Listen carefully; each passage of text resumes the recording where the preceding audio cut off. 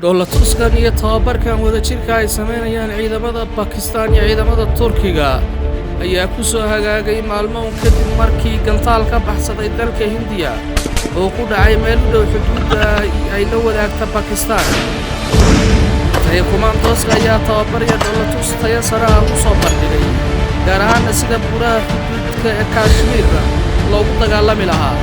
tan ayay dadka qaar ku macneeyeen inay tahay fariin toos ugu socoto dalka Hindiya. Sidaan ka warayna Pakistan ayaa maalmihii ugu dambeysay waxay la soo wareegtay hubka Akanji iyo gantaalo iyo sawaariikh kale oo casri ah oo wadankooda lagu farsameeyey. Helikobtarada xuduudda Kashmir iyo dhoolatuska ka fulinaya ciidamada Pakistan iyo Turkiga ayaa jawaab u ah sida la sheegayo gantaalkii ka baxsaday Hindiya kaasoo ku dhacay meelaha ka fogeyn xuduudda ay wadaagaan labada dal ee Hindiya iyo Pakistan. dhoolatus tayo sare ah ayay ciidamada kumandoska ee labada dal si wadajir ah u fuliyeen, isla markaana iyagoo adeegsanaya diyaaradaha qaybahooda kala duwan, gaar ahaan kuwa looga booda baarashuudka, iyagoo calanka Turkiga iyo calanka Pakistan soo bandhigayo diyaaradaha Attack